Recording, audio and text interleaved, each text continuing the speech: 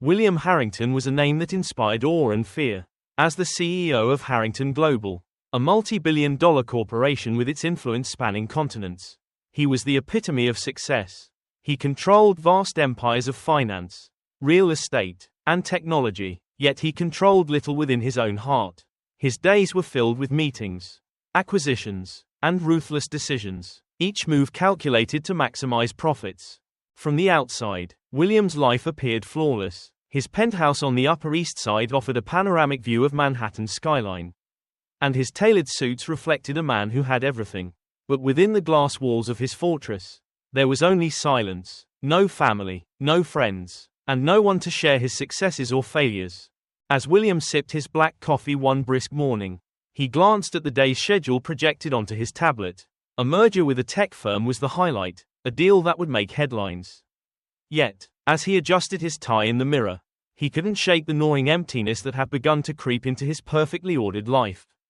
For years, William followed the same routine. But that afternoon, something uncharacteristic stirred within him, a desire to escape the confines of his boardroom. He decided to jog across the Brooklyn Bridge, a place he hadn't visited since his younger days. The idea of mingling with ordinary people seemed almost foreign, yet oddly appealing. The bridge was alive with activity. Tourists snapped photos, street performers played guitars, and cyclists weaved through pedestrians. William jogged steadily, his breathing even, until a sharp pain stabbed his chest.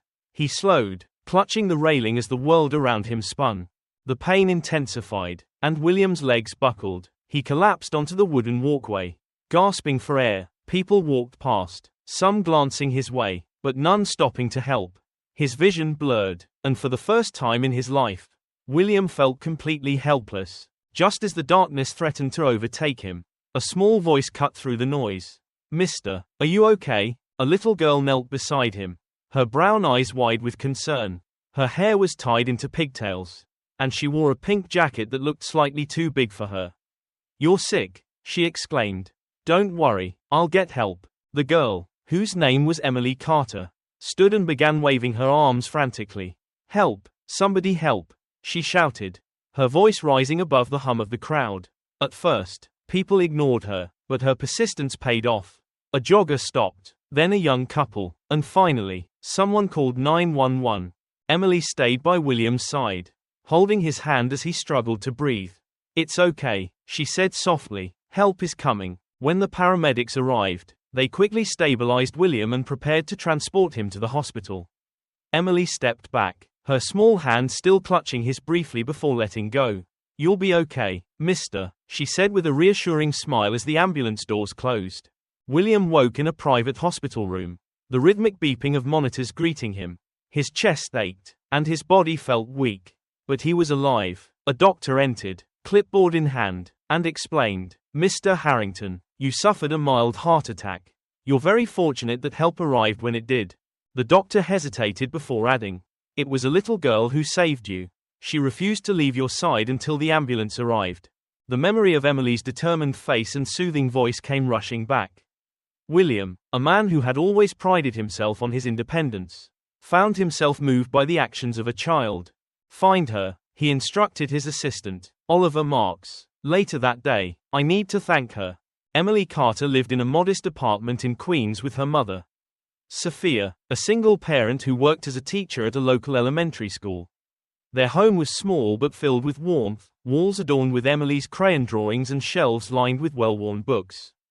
When William arrived at their door, he was greeted with polite skepticism by Sophia. "Mr. Harrington," she said cautiously, "how can I help you?" Emily peeked around her mother and lit up when she saw him. "Mister, you're okay," she exclaimed, running to hug him. William, unaccustomed to such spontaneous affection, awkwardly patted her head. "Thanks to you," he replied. He handed Sophia a check, a significant sum intended as a token of gratitude. But before Sophia could respond, Emily spoke up. "I don't want money," she said firmly. "Can you spend a day with me instead? Like a friend?" William was taken aback. He had expected gratitude, not a request for his time. But something about Emily's earnestness was disarming. "All right," he said after a pause. "I'll spend the day with you." The next day, Emily led William through her neighborhood. Their first stop was the bakery owned by Maria and Carlos Rodriguez. Emily beamed as she introduced William to the couple, who insisted he try one of their freshly baked muffins.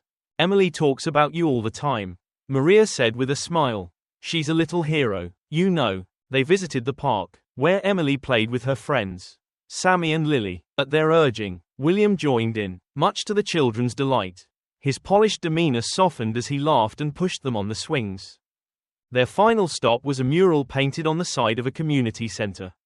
It depicted Daniel Carter, Emily's late father, a firefighter who had died saving a family during a building collapse. "That's my daddy," Emily said, her voice tinged with pride. "Mommy says he was the bravest man in the world." William felt a lump in his throat. The Carter's story of sacrifice and resilience was a stark contrast to his own life, which had been dedicated solely to personal gain. Back in his penthouse, William found it impossible to return to his old routine. The faces of Emily, Sophia, and the people in their neighborhood lingered in his mind. For the first time, he questioned the true value of his wealth and success. Determined to make a difference, William began visiting the neighborhood more often. He funded renovations for the park, started a scholarship in Daniel Carter's name, and helped struggling businesses like the Rodriguez Bakery. Meanwhile, trouble brewed at Harrington Global. Richard Sterling, William's ambitious second-in-command, used William's newfound focus on philanthropy to orchestrate a coup. With falsified documents, Richard convinced the board that William was no longer fit to lead. William was ousted in a public and humiliating board meeting. Devastated, he turned to the community for support. Emily's unwavering belief in him became his source of strength. "You're still my hero," she told him. Her words reignited his determination. With the help of Sophia and a few loyal colleagues, William uncovered evidence of Richard's fraudulent activities. Armed with proof, he reclaimed his position and vowed to lead Harrington Global with a new purpose. Months later, the Daniel Carter Memorial Park was completed. At the grand opening, Emily cut the ribbon while the community cheered. The centerpiece was a bronze statue of Daniel, a tribute to his bravery and selflessness. William stood beside Sophia and Emily, feeling a profound sense of fulfillment. His life had been transformed, not by wealth or power, but by the kindness of a little girl who refused to give up on him.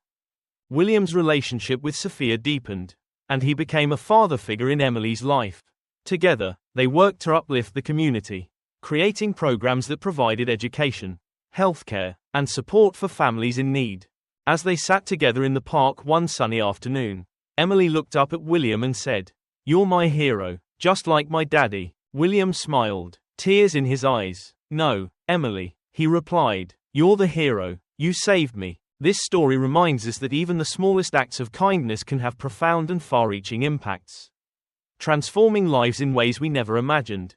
True wealth is found not in material possessions but in the connections we build and the lives we touch.